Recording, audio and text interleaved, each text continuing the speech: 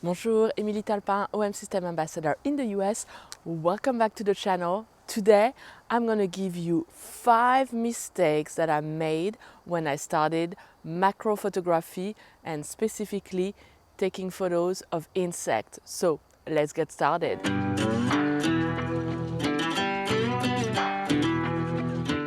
So first of all, last week we had our first macro retreat, OM System macro retreat, because we were 6 OM System ambassadors and we taught everything macro to 40 other participants. And oh my God, I had a blast. We had such a great group of people who joined us and they put on their learning cap. They had so much fun. I think they had so much fun. If you were at the retreat, post a comment below. I know some of you were. And it was fun to meet you in person. And it just was a fantastic learning opportunity because you're watching my videos, but there is nothing like hands-on. When I was teaching, I was thinking about the mistake that I made as a starting photographer and how I changed things to improve my image. And I thought I would share those 5 mistakes that I made with you.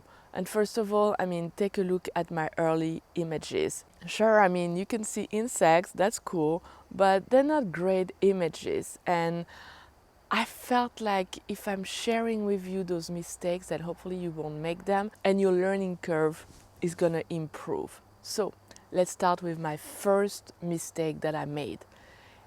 Angle. Well, when you start macro photography, you see all those bugs and this is how you're shooting. Up.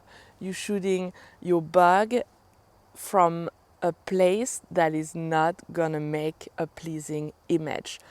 You need to be at eye level with your bug. So you need to go down and make sure that your bug is shot from either above slightly or at eye level. Why? Because otherwise I feel like I'm squishing my bug and all I see is the top of the bug. This is not gonna make for a pleasing image. One thing that I like with our cameras, especially OM System cameras, is that screen, right? You can tilt it everywhere you go. So if you shoot up, you can do this. So you see what you are shooting. And then you can really cover all angles if you are shooting lower. This is a great advantage. So make sure that you are using that screen to help you get the right angle, because you don't want to squish those little bugs, right? They are so interesting. Like for example, the eye of this bee, I'm at eye level with the bee, I'm shooting straight. Mistake number 2. I know it's gonna sound strange. It's also a tip that I give when you do bird photography, is to pay attention to your background. We get very excited about finding a bug and we start shooting, and unfortunately we forget about the background. Most of the time the background is going to compose half of your image, if not more.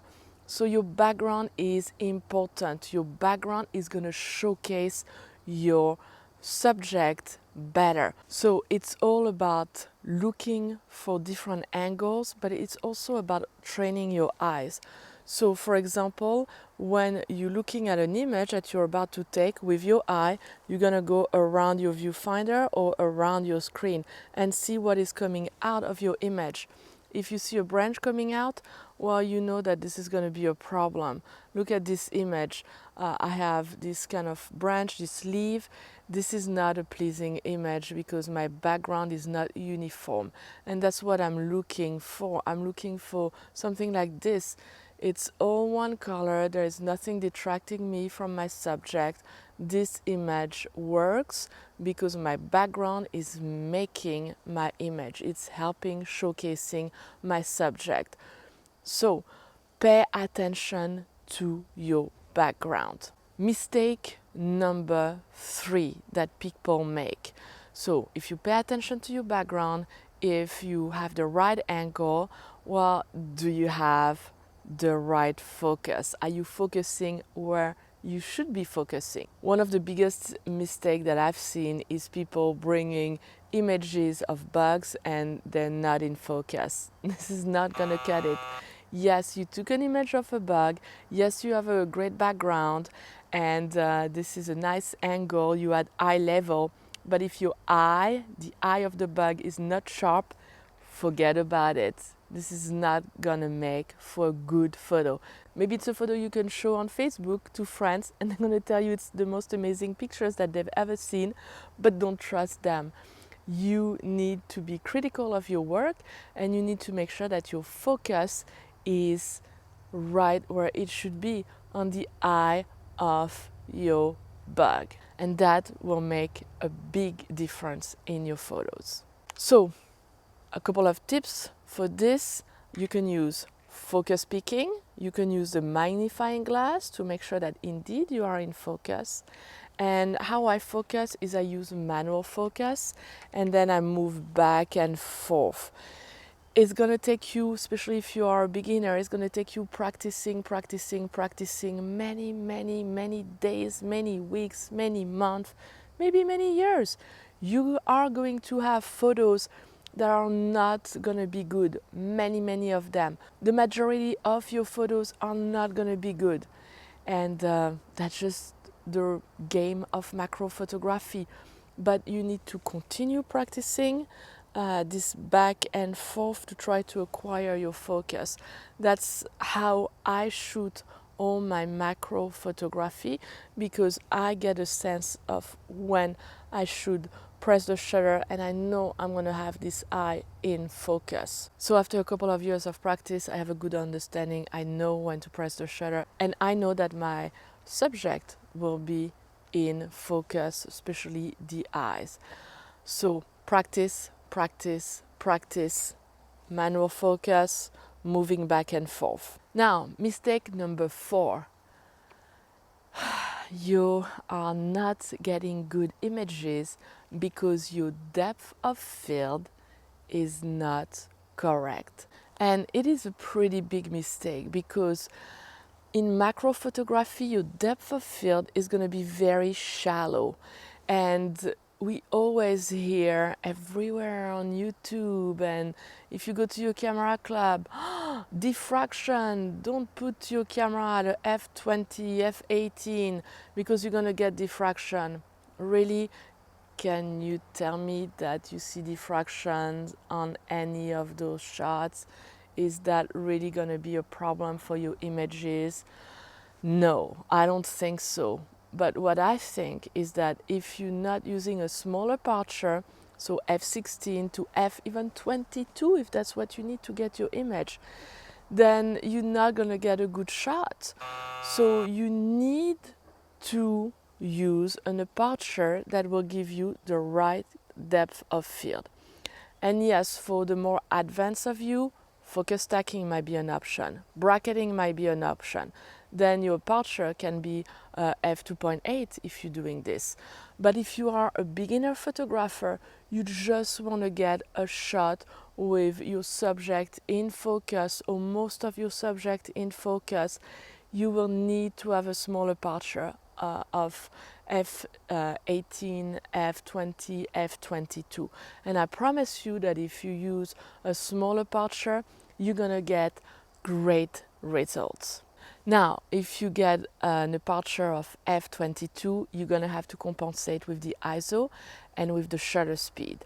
But that's where mistake number 5 comes in, is that you need to get a flash and a diffuser to get most of the time to that f22, to that aperture that is quite high, so a small aperture.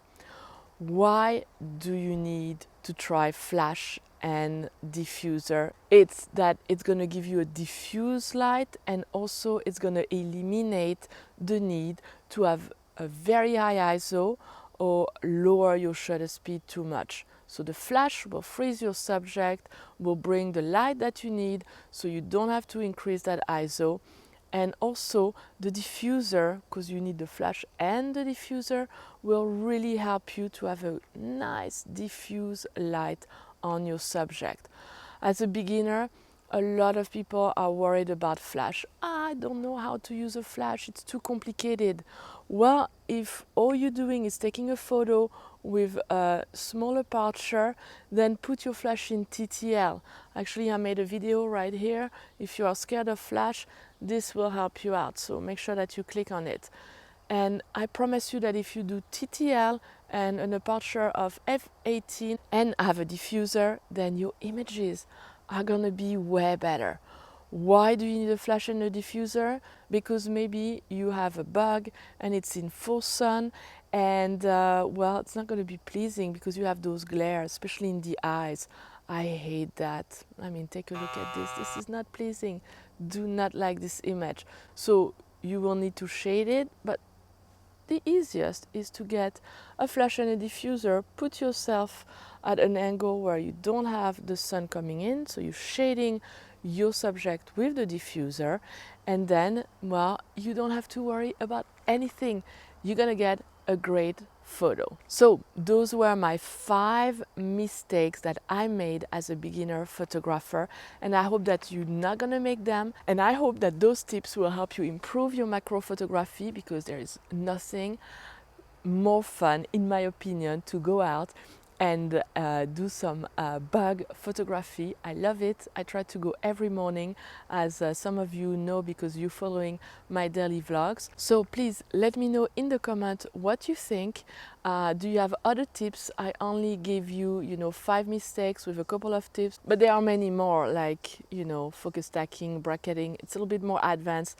I have some videos already on this, so that's why I just wanted to make sure that if you're a beginner photographer, then you will avoid those mistakes, you will get some of those tips, and you're gonna improve your photography. Now, I want to thank you again for all your support. If you are not a subscriber, well, it's never too late. Click on the like button, click on the subscribe button, and hit the bell so you know when my videos are coming out, and that really helps the channel. So thank you so much for doing this. Feel free to share this video as well with friends if you think that that will be useful for them. And I want to let you know that this Wednesday I'm going to be going live with my 5 other friends, OM System ambassadors, Lisa and Tom Kuchara, Chris McGuinness, Steve Morello, and Eric Rock. And we have another announcement for you. And when I say announcement, it's our next big event, so you might not want to miss it. So tune in at 5:30 p.m. New York time, and you will get to know what our next event will be. Don't miss it, because it's going to be really fun, and I will see you very soon. Until then, happy shooting! Au revoir!